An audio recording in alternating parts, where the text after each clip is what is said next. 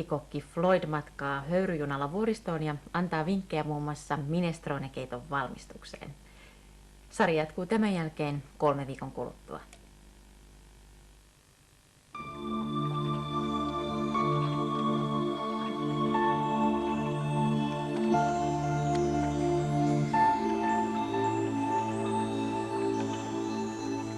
Dear Hector, this little boat is called, for obvious reasons, a lampara. Here they use them to fish for squid and baby octopus. Though the Italians aren't the only ones to do it this way, it is one of the most interesting forms of fishing in the Mediterranean. The squid and octopus are attracted by the light, and when they are within range, they are speared with a 3-pronged trident. Romantic, but barbaric too, I suppose.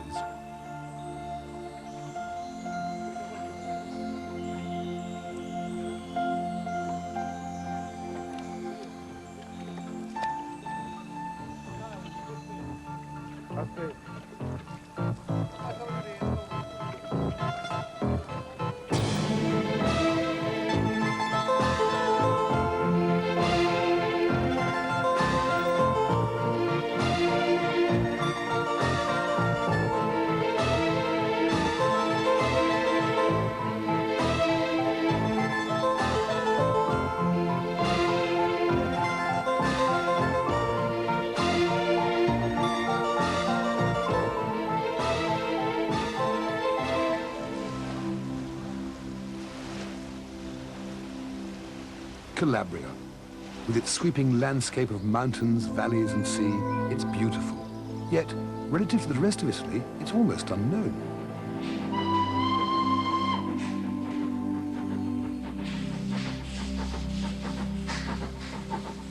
But it's not so much the coast that interests me, rather the mountains, which in parts rise to over 6,000 feet.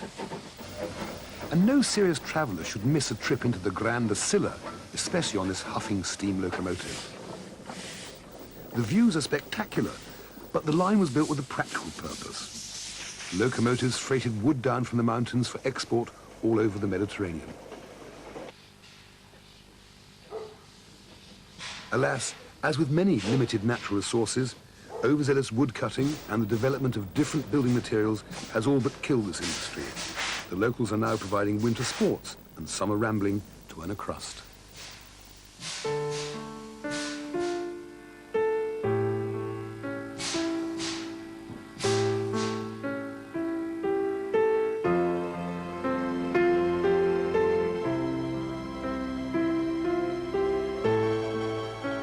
My next stopover was a different mountain range and the pretty town of Murano to spend a day with my new chum, Gino. Gino is a cheesemaker, and unlike his factory counterparts, he gets the milk himself.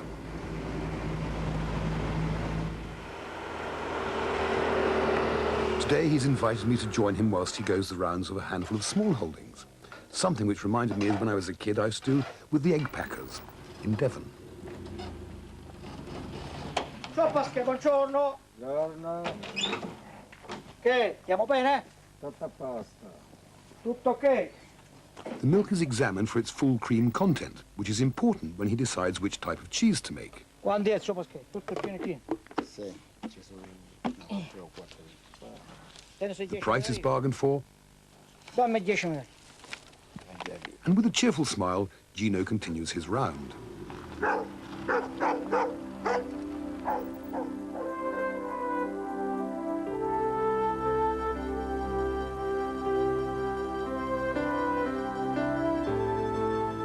His turnover is small but immediate. It depends on the freshness of his product.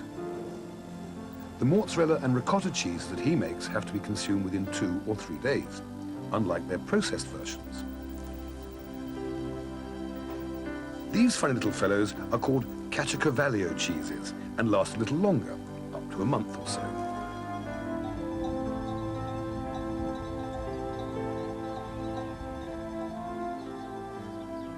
Years ago, because of their remote locations, farms like this had to be very self-sufficient, particularly in winter when it snowed and the roads were very bad. They might be cut off for months at a time. Also, they had to evolve a kind of winter menu that they could sustain themselves with. And very popular up here are every kind of dried bean. Simple but nourishing food. And that's what we're going to do today. A very, very simple one involving these things here, Dennis, please. A knuckle of pork, some dried thyme, some parsley, some bay leaves, some carrots, always good for storing in winter, some onions, and some dried beans which have been soaked for 24 hours so we can cook them. Here we go. Very, very simple. The ham goes in, a bay leaf or two, a sprig of thyme, a sprig of parsley, a load of carrots, a load of onion, and then last but absolutely not least, the beans themselves. Now, nothing could be more simple. But remember, back up to me a minute, please, Dennis. Remember, of course, in former times, this would probably be hanging in a huge iron cauldron over a slowly burning wood fire in a huge fireplace inside the farmhouse. And they'd sit round and keep warm and sip mulled wine while the thing was cooking. That's what I'd like to do. Anyway, close up on that. I'll have a slurp.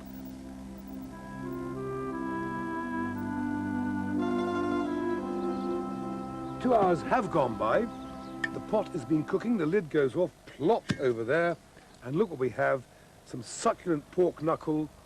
The carrots and the flageolet are beautifully soft and tender in their stock. So the first thing, we'll take the pig out, the pig's knuckle, pop it down there. And we'll take this one out as well, trying not to drop it.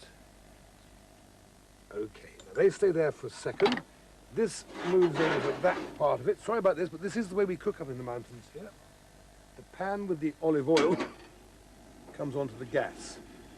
Right, now this is superb olive oil which will really enrich this dish and make it splendid. The second that has a little bit of frying speed, we will add some onions into the oil. Right, onions in first, then some garlic.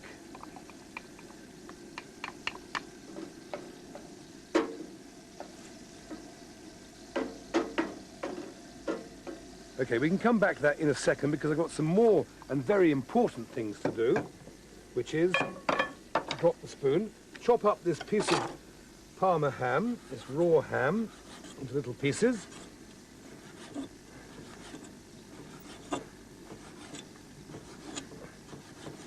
Like so, little shreddy bits. Then we pop that just to one side over there. Then, these are still a bit warm, but we take the knuckle, we remove the bones, and we chop the bits of meat. Ouch!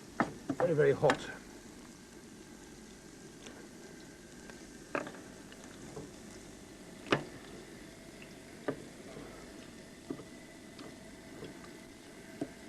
Hold on, back over here a sec, Dennis. We stir the onions.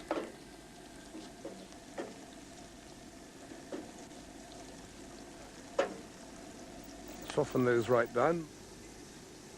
The ham now goes into there. Plus our little bits of pig's trotter.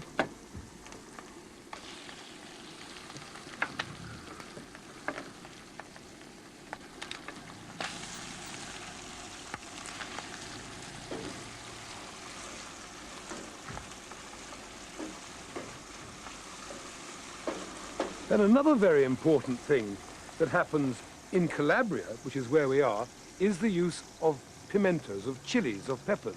So hence, there's a lot of use of paprika, both in the sausages and in a simple dish like this. So now we add some paprika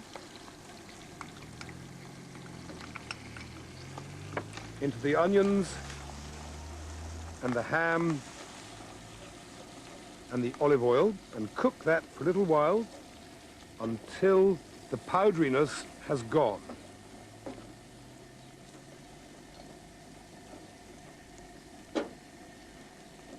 Okay, stay with that just a second, I'll be right back, because for a bit of piquancy, we have to add some white wine vinegar.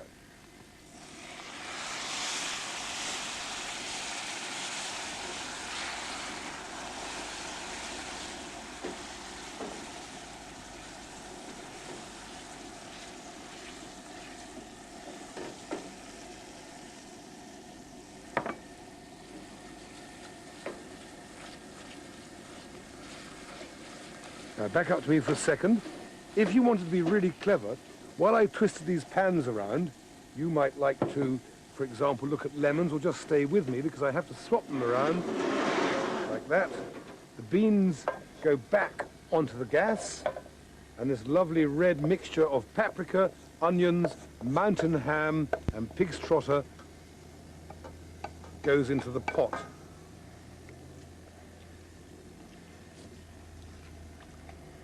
So that effectively what we have is a goulash of dried beans.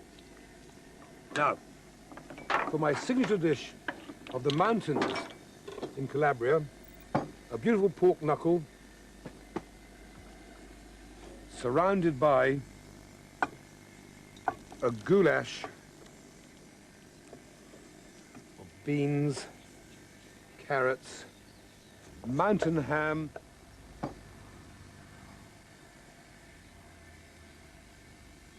as much as I love those ones that come out of tins, you will never taste a better plate of beans.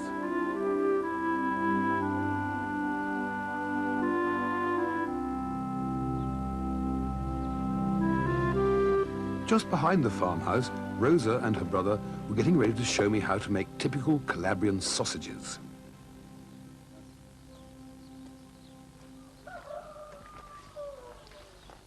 The Italians are rightfully proud of the wide variety they make.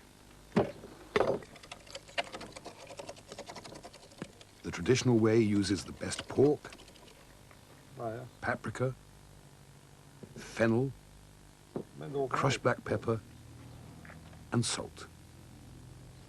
And of course, proper intestines for the skins. The quantities are determined by instinct and experience.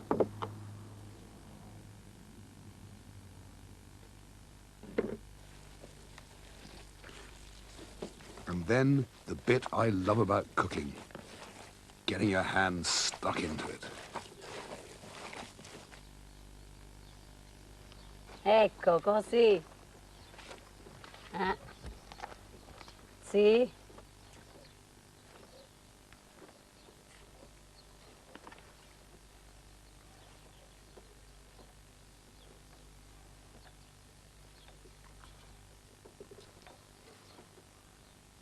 Sta bene, pure così, E case passate. Now, you hang that up to dry for about a month in a cool, airy place, and you have one of Rosa's fabulous sausages. You can do it at home, can't you?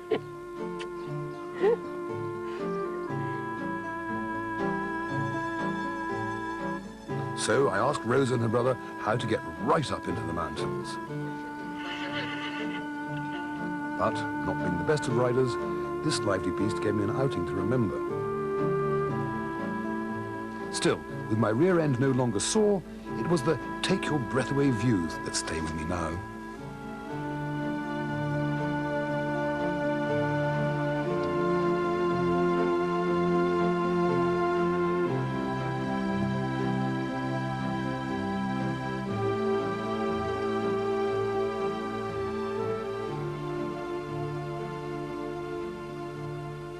I was trotting through a mountain village the other day, as you do, on my trusty steed, when I passed a butcher shop displaying a spiky wild boar hanging outside. So I dismounted, stepped in, and bought myself a couple of pounds of wild boar, which I have in this earthenware pot here, marinating in strong Italian red wine, olive oil, onions, garlic, and thyme. Because, back up to me for a second, Dennis, just because you're on a breezy, windy, blowy mountaintop, there's no reason at all why you should slum it. You can still have good grub.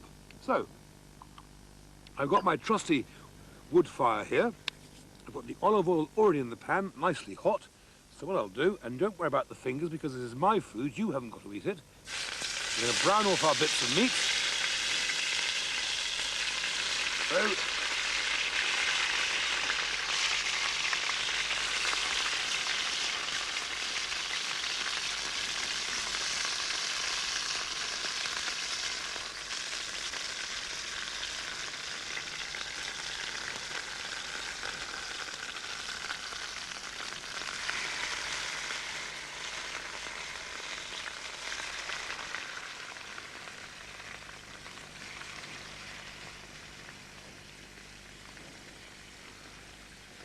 Great stuff.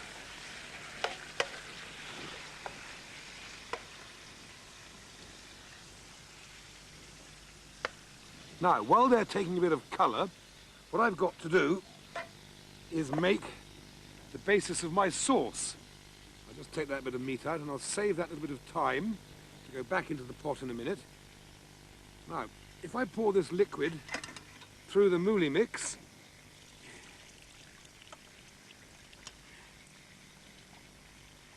like so, bay leaf I'll reserve for the moment. Now, that's my marinade I shall use for the sauce in a moment. Then we grind this through to make a bit of a vegetable puree which will ultimately help thicken the sauce of the dish.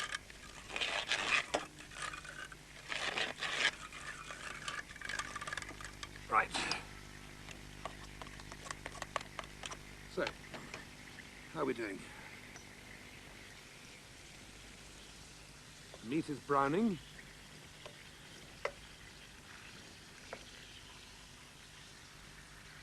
Then, because I'm on a camping holiday, I've got, sorry, I'm working actually, it's not a holiday at all. This isn't tomato ketchup, this is fresh tomato sauce, but it's bottled. It's perfectly okay, so we'll put a dollop of that in,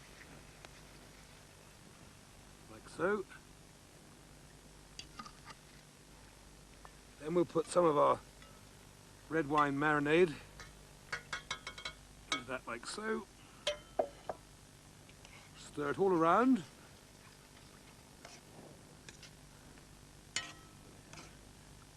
Mix in the tomato sauce, the red wine marinade.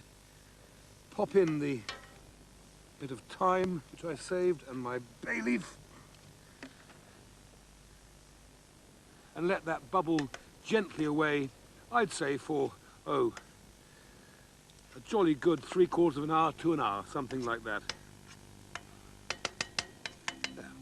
That's going to be my supper tonight.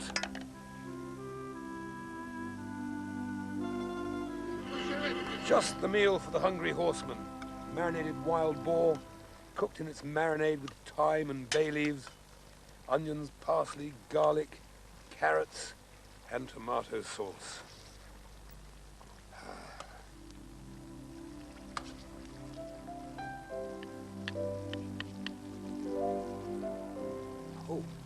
It is really excellent.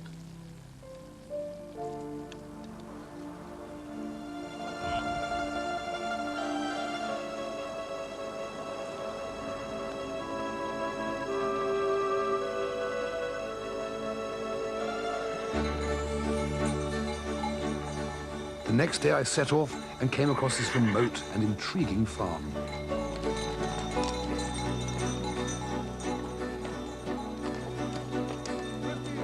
Here, high in the mountains, livestock is wealth, and if the EEC give you a subsidy, so much the better.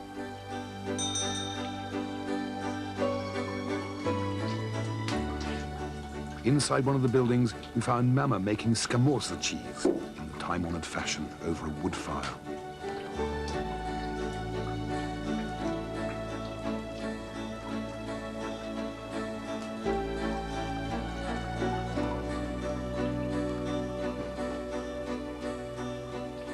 The cheeses are hung up to be smoked and last for about a year.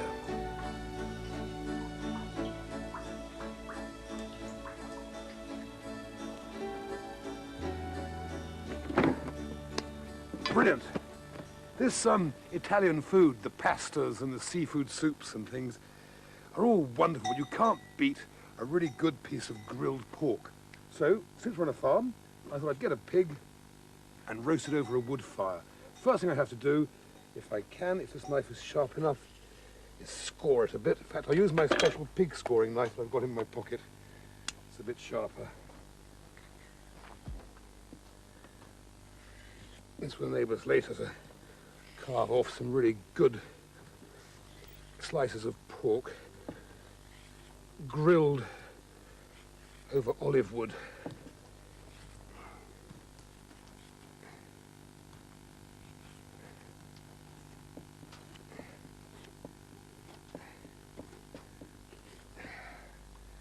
Excellent.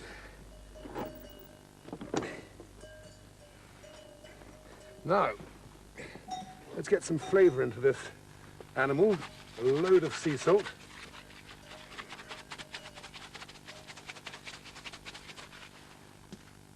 Some lemon juice.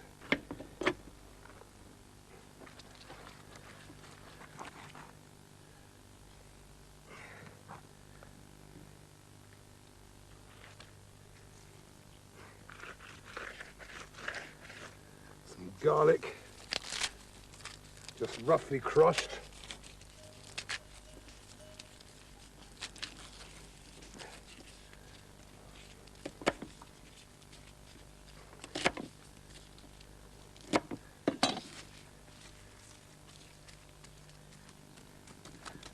And some rosemary. Big bunch of thyme. And then we'll attempt to seal this up fairly tightly.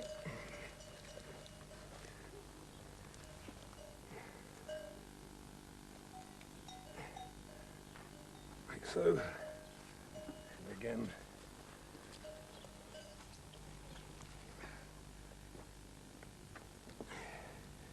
Like so. Then we'll tip it over again because we want to rub some salt and lemon juice into the skin as well.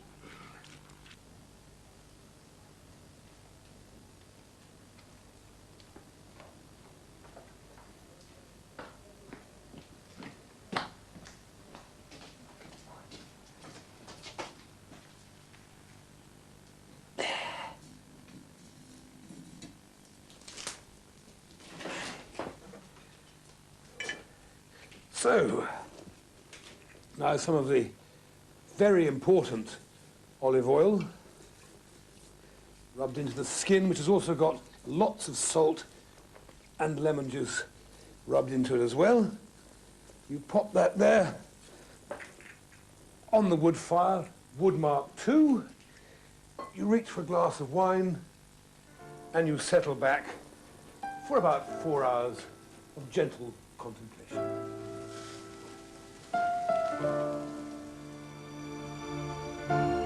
Strange thing has happened, you see.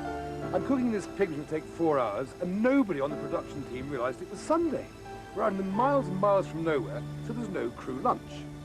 So I thought, to please them all, I'll make that classic Italian soup, minestrone verdura, okay? So, the first thing we have to do, Dennis, is whack some wonderful olive oil into the pot. Lots and lots and lots of olive oil. Like so. Then we will add, and by the way, with the minestrone, you can add any kind of vegetable you like, but preferably some dried beans you must have, preferably some peas or some runner beans, cabbage, celery, tomatoes, all those kind of things. Anyway, first of all, we'll pop in some onions, and we'll soften those down a little bit. Now, while they're softening down, I'll chop up some celery.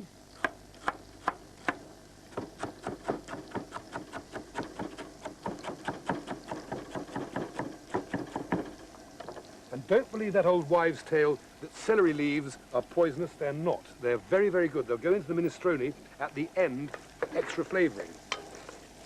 So far, this is a step-by-step recipe. So far, onions and celery, okay? Next thing, some chopped carrot. Now, we're all extremely happy here today because this farm up here lost in the mountains is absolutely joyous. They make their own cheeses, they make their own goat's cheese and cow's cheese. They are genuinely a totally self-sufficient family living in a spectacular part of the world. Right, the tomatoes are chopped, so they'll go straight into the pot now, with all their juices as well. Remember, this is a country soup. We don't have to worry about pips and skin in this kind of soup. We want every ounce of flavour we can get from these wonderfully fresh vegetables. Let's add some more olive oil to that. You can't have too much olive oil in my view.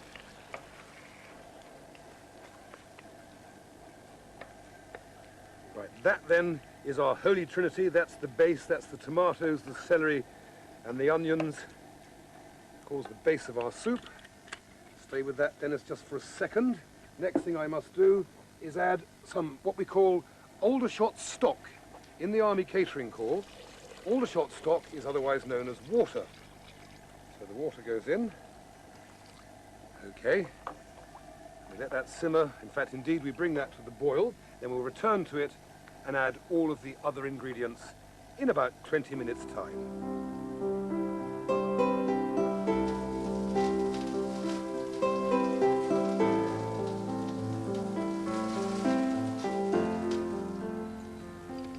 Now, those of you very observant people might have noticed that in the primary stage I forgot to add the soaked, dried beans. Well, luckily, it doesn't really matter because these are out of a jar and they're already cooked, so I can pop them in right now. Don't often cheat, but sometimes I have to because I forgot. So the beans go in.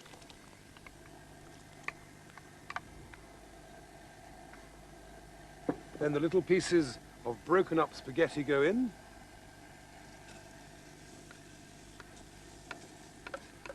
They only take a few seconds to cook because they're very, very tiny pieces. Then our cabbage goes in.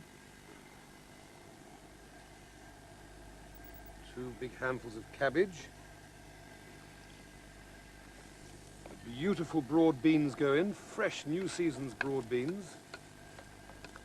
Like so. Then a good handful, not a handful, that's far too much. A good pinch of sea salt. Just stay with that for a second, please, Dennis, while I get some excellent celery leaves. We'll shred some celery leaves in. And we'll also stay there. We'll shred some nice parsley leaves in.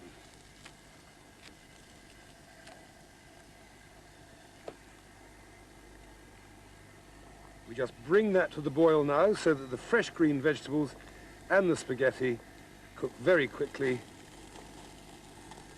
And there we have, or we will have in a few moments' time, superb, very simple, very fresh, very authentic minestrone verde.